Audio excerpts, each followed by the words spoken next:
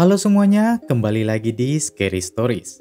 Sebelumnya saya mengucapkan terima kasih karena berkat support serta doa kalian, akhirnya channel Scary Stories bisa kembali lagi. Dan dari itu, sudah banyak film horor terbaru yang telah kita persiapkan buat kalian. Kali ini kita akan melanjutkan seri kedua dari The Breed Curse, yang dimana akan menceritakan kisah kehidupan Tae-chuan setelah mendapatkan kutukan di tahun Kabisat 2016. Dan ini juga terjadi sebelum Kabisat 2020. Apa yang terjadi kepadanya? Langsung kita bahas di alur cerita The Breed Curse 2 Ritual 2024 selengkapnya.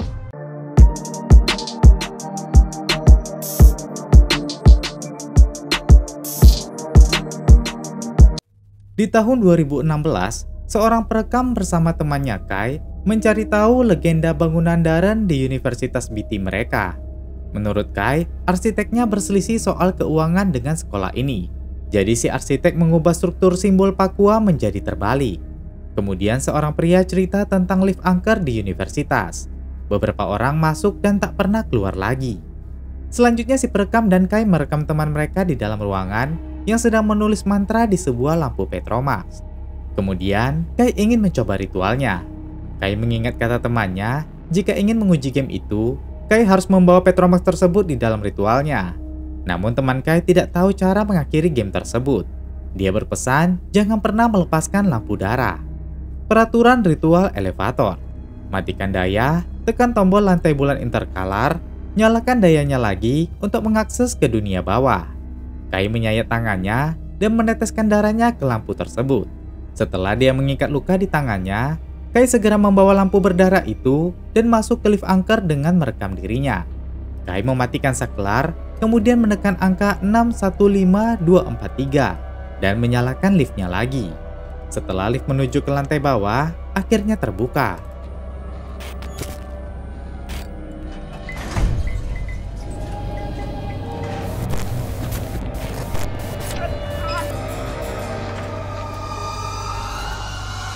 Semenjak kejadian itu, Kai menjadi koma. Insiden dan tragedi terus terjadi di Universitas BT.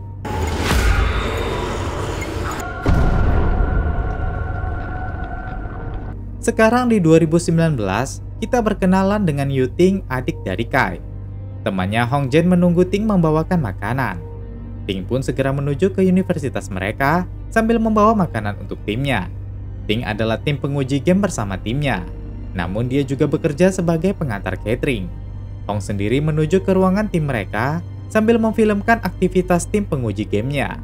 Ini adalah Xiao Li, ini Jen En, dan ini ketua mereka Chen Wei. Mereka berdebat karena Yu Ting ingin menyelesaikan game berdasarkan hal nyata yang belum selesai kakaknya lakukan. Saat itu Ting datang sambil membawa makanan. Chen bilang besok malam Ting akan menguji game peta umpet satu orang. Ting setuju dan siap. Setelah itu dia ingin lanjut bekerja. Chen Wei mensupport Ting sebagai mantannya dan mengatakan kalau dia akan membantu tagihan medis Kai. Namun Yu Ting tidak ingin merepotkan siapapun. Saat di rumah, Yu Ting melihat video lamanya dengan Kai kakaknya. Mereka hanya tinggal berdua dan Kai selalu bersemangat dengan game gedung berhantu rancangannya agar dia mendapat banyak uang dan menyewa rumah untuk mereka. Ting sangat rindu keriangan kakaknya dulu, namun kini kakaknya masih dalam keadaan koma. Ting janji akan menyelesaikan game kakaknya karena banyak perusahaan yang menyukainya. Ting berharap Kai segera sembuh.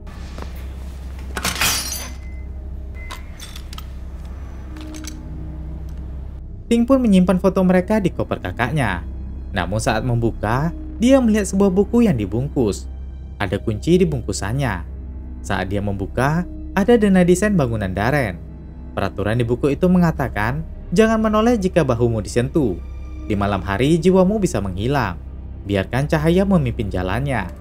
Tertulis juga metode melakukan ritual lift. Kunci itu untuk membuka penutup saklar lift.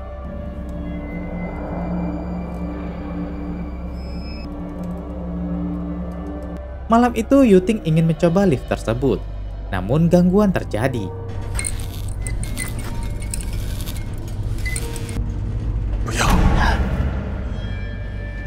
Besoknya presentasi game tim mereka pun diadakan di gedung Darren.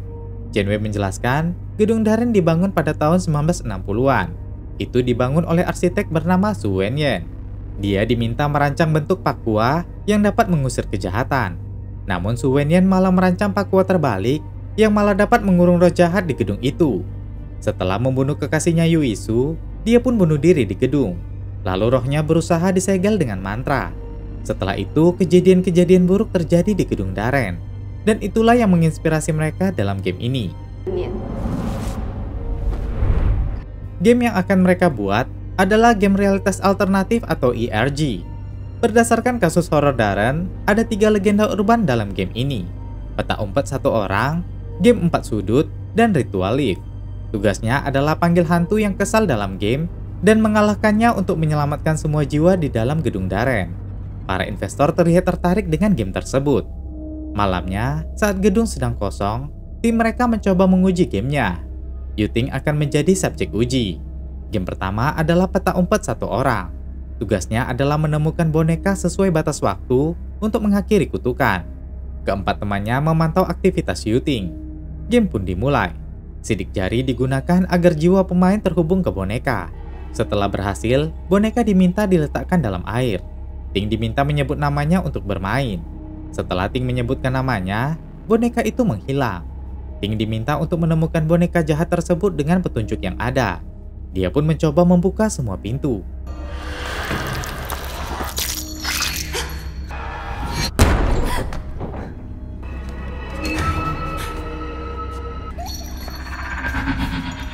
Ting pun terus mencari keberadaannya. Dia memasuki studio tari dan melihat beberapa manekin balerina. Tiba-tiba pornograf virtual hadir di studio itu yang akan menghitung waktu 30 detik. Ting pun berusaha secepat mungkin mencarinya. Dia pun menemukannya di rok maneken balerina. Kini giliran Ting yang harus bersembunyi dalam 30 detik. Ting pun segera mencari tempat persembunyiannya. Dia segera mencari tempat lain sebelum waktu habis.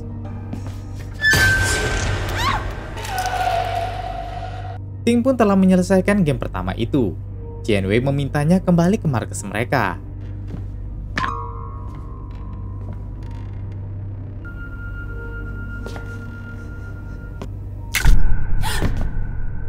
Ting tanya, apakah gamenya belum berakhir?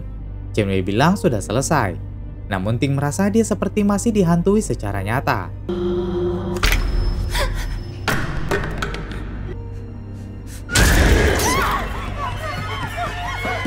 Mereka memantau Ting yang seperti kesulitan membuka pintu.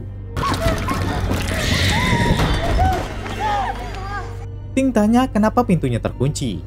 Qianwei bilang pintunya baik-baik saja. Namun Ting melihat ada tanda 3 garis di pintu.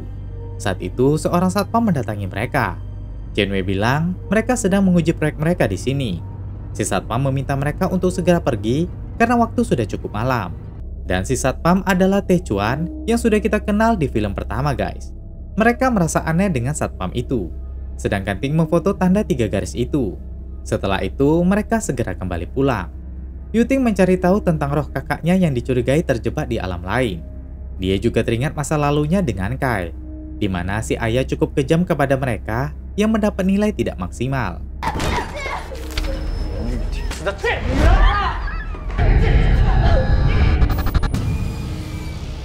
Ting pun segera memfoto gambar lampu darah yang dimaksud. Tertulis di lampu, biarkan cahaya memimpin jalannya. Dipandu dengan darah, nyalakan jiwa untuk menekan kejahatan. Penasaran dengan kejanggalan, Ting kembali mencoba menaiki lift itu pada malam hari. Setelah masuk, dia menggunakan kunci itu untuk membuka pintu saklar. Dia mematikan lalu menekan urutan angka seperti di video Kai. Kemudian dia menyalakan kembali. Saat pintu lift terbuka dan yang lain keluar, Ting segera menutupnya. Saat melihat ke bawah, ada tali dari kedua orang tadi masih menyangkut.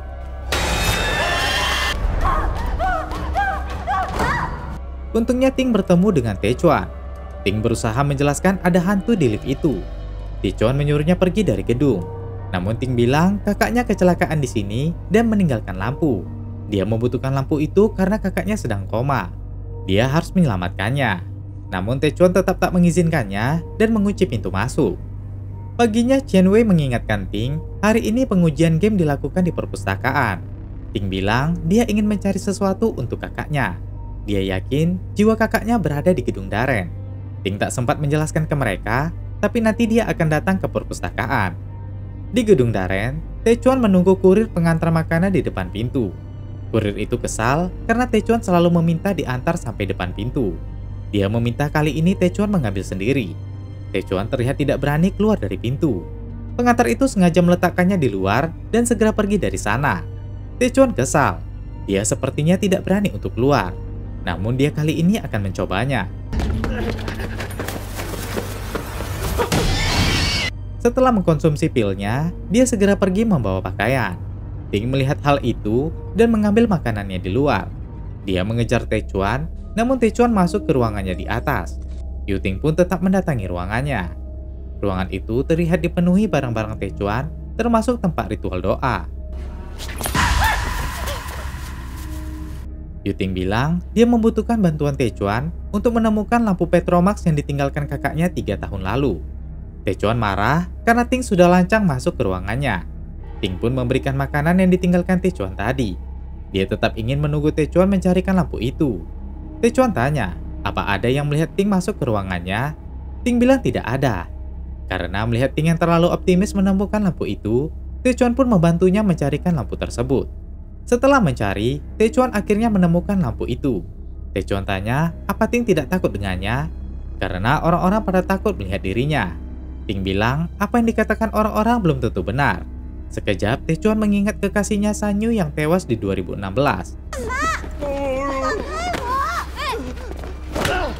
Techuan pun sadar kalau itu bukan kekasihnya. Dia pun segera pergi. Chen Wei tanya dengan ketus untuk apa Ting mencari lampu itu. Ting yang menganggap Chen Wei terlalu impulsif, segera mengambil lampu itu dan pergi. Xiaoli tanya, bagaimana mereka menguji game keduanya. Malamnya di kantor security, Techuan melihat pintunya terbuka. Saat dia menutup, TV tiba-tiba menyala.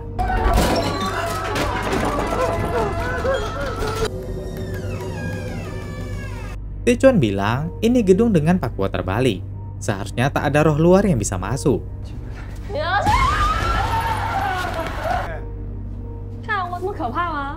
Ternyata itu ulah Chen Wei dan timnya.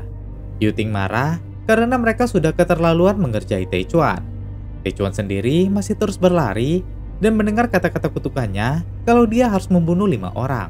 Dia terjatuh di anak tangga. Techuan teringat uji nyali yang dia dan timnya lakukan di tahun Kabisat 2016. Techuan tak mau menerima kutukan itu. Namun kenangan itu kembali lagi. Dia melihat kekasihnya Sanyu mati di hadapannya, dibunuh Xin Chao yang telah terkutuk di Kabisat 2012. Dan keselamatan Techuan membuatnya harus melanjutkan kutukan seperti Xin Chao, yaitu membunuh 5 orang di tahun Kabisat berikutnya. Techuan lebih memilih bunuh diri daripada membunuh orang. Namun upaya bunuh dirinya selama ini sia-sia karena roh gadis jembatan terkutuk tidak membiarkannya mati. Untungnya Ting menyadarkannya. Techuan sedih karena dia selalu gagal bunuh diri. Hidupnya selalu dihantui. Ting bilang hidupnya juga hampa dan selalu mencoba bunuh diri. Misinya saat ini hanya menyelamatkan kakaknya. Dan itulah alasan dia sekarang untuk bertahan hidup. Setelah itu Ting ikut ke ruangan Techuan.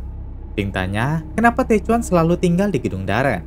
Techuan bilang itu karena hantu di luar tak bisa masuk. Namun Ting bilang bukannya hantu di dalam juga tak bisa keluar karena pakwa terbalik. Techuan membenarkannya. Tapi yang dia takuti adalah hantu dari luar. Dia pun mendoakan 2 gadis yang membuatnya selamat sampai saat ini. Xin Chao mantannya yang telah menyelamatkannya dan Sanyu kekasihnya yang banyak membantunya bersemangat. Saat itu tim menelpon Yuting. Mereka pun menuju ke kantor security. Semua teman-teman Yuting meminta maaf kepada Techuan. Hong Zhen tanya kenapa Ting terus mencari lampu itu. Ting pun mengingatkan mereka kalau di video kakaknya ada seseorang yang menulis mantra di lampu. Ting telah membaca catatan Kai kalau ternyata lampu itu bisa mengusir roh jahat. Ting juga cerita saat dirinya mencoba ritual lift dan menguji game petak umpet, totalnya dia telah 2 kali bertemu hantu. Dia juga memfoto tanda garis 3 yang mirip kode rahasia yang biasa Ting dan Kai gunakan saat kecil. Ini ada di pintu ruang studio dan kode itu artinya hati-hati. Ting berpikir itu kode dari jiwa kakaknya yang memintanya berhati-hati. Xiaoli bilang Game yang akan mereka uji berikutnya adalah game 4 sudut, yang merupakan pemanggilan roh jahat. Jin-en marah karena Yuting telah melibatkan mereka pada game berhantu beneran di gedung ini. Chen-wei bilang mereka tetap harus menguji game kedua mereka di perpustakaan, karena di sini mereka ingin tahu hasil apa yang terjadi. Xiaoli yang takut tidak ingin ikut serta dalam menguji game. Dia ingin membantu Hong saja di panel kontrol. Namun karena game ini membutuhkan 4 orang subjek uji, mereka terpaksa meminta bantuan Techuan. Techuan pun bersedia. Yuting, Techuan, Chen-wei, dan Jin-en segera berada di perpustakaan. Yuting meminta mereka selalu membawa lampu demi keselamatan. Sedangkan Hong dan Xiaoli berada di ruang kontrol dan tetap terhubung ke timnya. Mereka berempat pun berpencar, masing-masing berada di sudut ruangan. Mereka masing-masing memasang kamera di setiap sudut. Uji coba game 4 sudut pun dilakukan. Chen-wei membawa lampu itu dan menuju ke sudut Ting. Dia menepuk bahunya dan mengucapkan namanya sendiri. Lalu Ting berjalan ke sudut berikutnya. Walau ada gangguan apapun, mereka tak boleh berhenti menyelesaikan 4 putaran untuk memanggil roh jahat. Kini giliran Techuan menuju ke sudut kosong, yang dimana dia harus batuk 2 kali dan menyalakan dupa. Namun jika tak mendengar batuk sendiri, dan malah ada langkah kaki yang berjalan, itu berarti ada orang kelima alias roh. Game pun dimulai. Lampu ruangan dimatikan. Techuan memulai duluan dengan menyalakan lampu darah. Terlihat roh-roh mulai menyerang dalam game. Hong meminta Techuan menghindari roh dalam game itu. Techuan pun berusaha menghindari roh-roh dalam virtual game. Kemudian dia menepuk bahu Chen-wei dan menyebut namanya. Chen-wei membawa lampu itu dan menuju ke Yuting. Yuting lanjut membawa lampu dan menepuk bahu Jin-en sambil menyebut namanya. Selanjutnya Jin-en membawa lampu itu menuju ke sudut yang kosong. Dia memasang dupa dengan game virtualnya. Jin-en batuk 2 kali dan menyebutkan namanya. Putaran pertama selesai. Dia lanjut menuju ke sudut Techuan. Setelah itu Techuan lanjut membawa lampu dan memberikan ke Chen-wei dan lalu ke Yuting. Yuting menuju ke sudut kosong. Setelah memasang dupa dan berbatuk, putaran kedua pun selesai. Siklus putaran ketiga pun lanjut dilakukan dan selesai di Chen-wei. Sekarang menuju ke putaran terakhir untuk memanggil roh jahat. Setelah Chen-wei memberikan lampu, Yuting lanjut menuju ke sudut Jin-en. Namun Xiaoli melihat ada sosok roh yang melintas di belakang Yuting.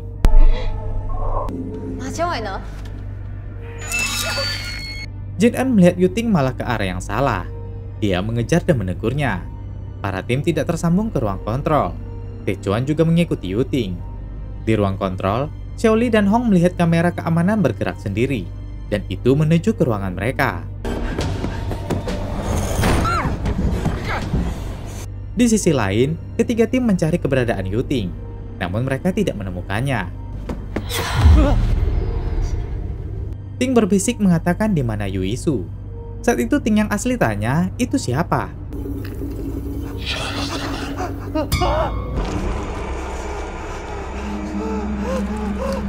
Hong Jin mendapat panggilan video dari nomor tidak dikenal.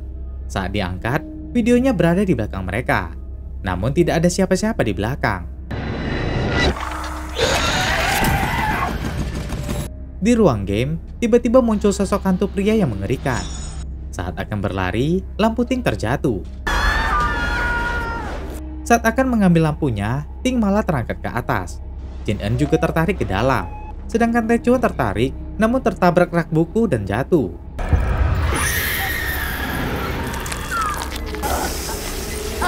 Melihat itu, Techuan ketakutan dan berlari. Sekejap, dia teringat saat Sanyu berada di posisi yang sama dengan Ting. Dia juga berlari karena ketakutan. Techuan merasa dirinya sangat pengecut. Dia pun kembali dan menyalakan lampu darah itu. Saat akan melemparkannya, ada sesuatu yang mencengkram tangannya.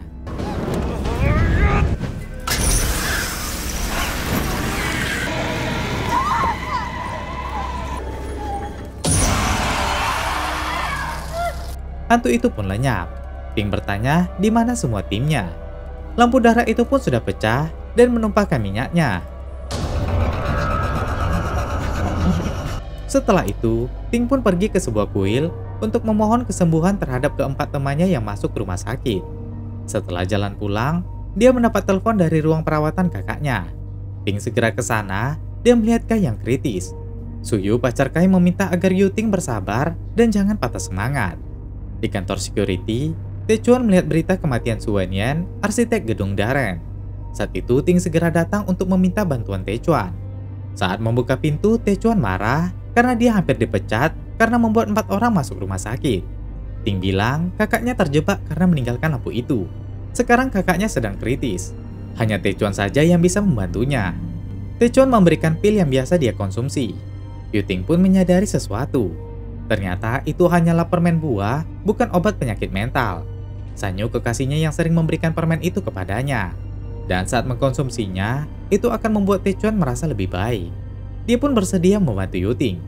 Mereka segera masuk ke lift dan membawa lampu itu. Techuan pun memperlihatkan foto Su Wenyan kepada Yuting.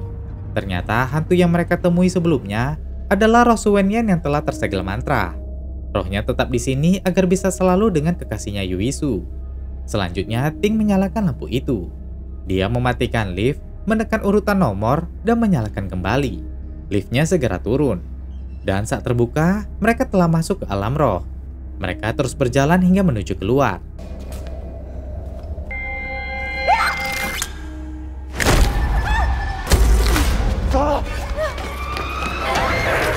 Mereka segera berlari dan masuk ke toilet. Mereka mendengar ada yang masuk ke ruangan itu. Ternyata itu Yuting yang sedang memainkan game pertama, yaitu peta umpet 1 orang. Dia sedang mencari keberadaan boneka yang bersembunyi. Dia tidak melihat Yuting dan Techuan yang saat ini berada di dunia roh. Mereka pun mengikuti Yuting asli. Namun Yuting roh mengajak Techuan untuk mencari roh kakaknya dulu. Tanpa mereka sadari, minyak dari lampu itu terus tumpah karena bocoran. Kedipan lampu berada di ruangan Techuan. Mereka pun masuk ke ruangan itu. Di sana mereka melihat cahaya, yang berarti cahaya memimpin jalan. Dan cahaya itu memperlihatkan roh Kai yang berada di sana. Yuting segera menyadarkan roh Kai. Namun rohnya terlihat lemah dan mulai sedikit hancur. Techuan mengambil lampunya dan bersama Yuting menggotong roh Kai.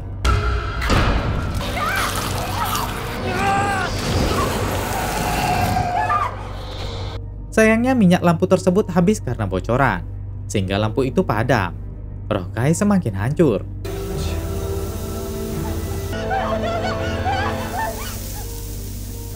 Yuting sangat terpukul dengan lenyapnya roh Kai. Techuan baru menyadari kalau lampu itu bocor, dan saat lampu padam, roh Kai pun lenyap.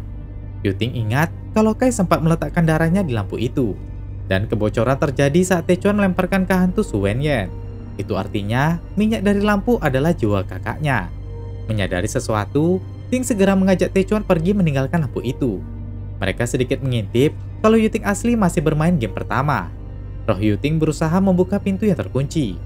Karena tidak bisa, dia membuat tanda peringatan dengan 3 garis agar tidak memecahkan lampu itu.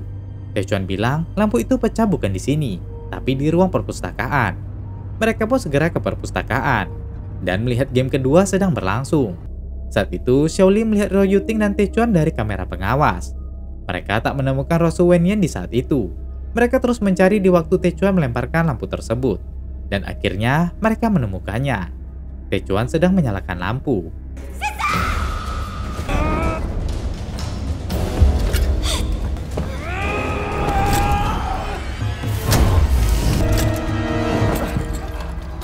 Lampu itu berhasil ditangkap oleh Techuan.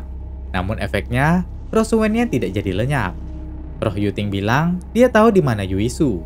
Dia pun berlari agar diikuti oleh Su Wenyan. Sedangkan Techuan segera membawa lampu itu ke Kai.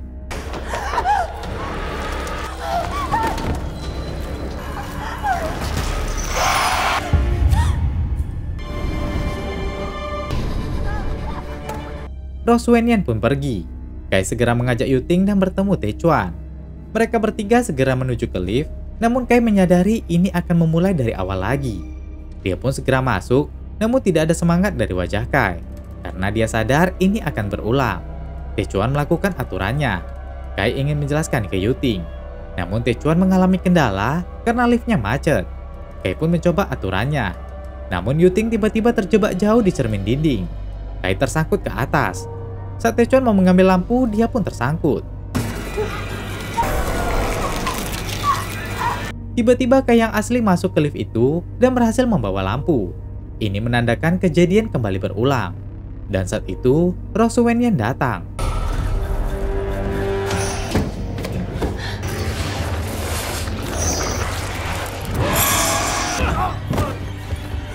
Kai segera ingin mengambil lampu itu, namun dia tertarik keluar. Dia berusaha membangunkan rohnya untuk mengambil lampu itu. Roh Kai pun mengambil lampu itu dan menatap ke Yuting. Yuting mengingat masa lalunya, di mana saat ayahnya memukulnya, Kai datang dan menusuk ayah mereka dengan pisau. Ayahnya menolak dan menyerang Kai. Yuting mengambil pisau itu dan lanjut menikam ayahnya. Ayah mereka tewas. Kai bilang, Ting harus mengingat kalau ini semua Kai yang buat.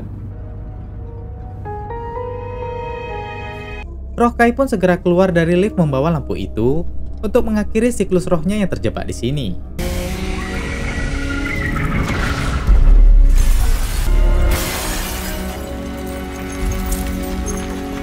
Pesan terakhir Kai meminta agar Ting harus semangat untuk hidup. Dan Kai pun lenyap bersama para roh yang terjebak di gedung Daren. Ting sangat sedih dan menangis karena kakaknya adalah harapan dia bertahan sejauh ini.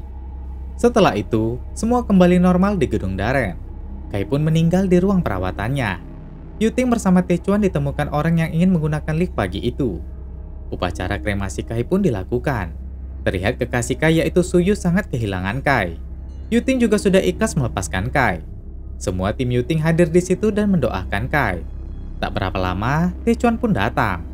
Dia sudah berani keluar dan ikhlas dengan kutukannya. Namun saat itu Taechuan melihat ke arah Suyu.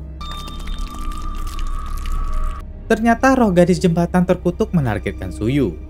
Kita kembali ke 2017, di mana Taechuan hidup dengan dihantui roh penasaran teman-temannya yang tewas.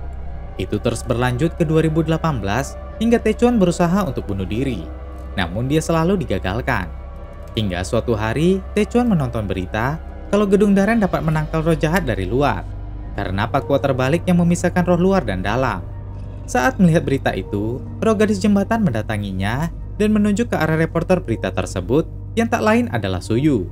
Dan di tahun 2019 awal, Taechuan pun bekerja di gedung Daren sebagai satpam untuk menghindar dari hantu wanita jembatan terkutuk. Di tahun 2020, setahun setelah kematian Kai, Taechuan yang sebelumnya melihat Suyu, kini bekerja sebagai kameramen berita. Malam itu dia menunggu Suyu untuk meliput berita. Setelah Suyu naik ke mobil, dia memperkenalkan dirinya dengan nama Wen Deji sebagai kameramen baru Suyu. Taechuan ternyata menyimpan lampu darah itu. Taechuan tanya, apakah Suyu pernah dengar legenda jembatan hantu wanita di Universitas Tungku? Dia mengajak Suyu untuk meliputnya di tanggal 29 Februari 2020, yang merupakan tanggal kabisat untuk menuntaskan kutukan Taechuan sendiri. Dan ceritanya sudah ada di film sebelumnya ya guys. Nah, itu tadi alur cerita The Bright Curse 2 Ritual selengkapnya. Sebuah film yang menceritakan legenda horor dari Taiwan. Berikutnya masih banyak film horor yang akan kita bahas. Jadi jangan lupa subscribe Scary Stories ya. Oke, terakhir saya Jiwa. Terima kasih sudah menonton dan sampai jumpa di video berikutnya.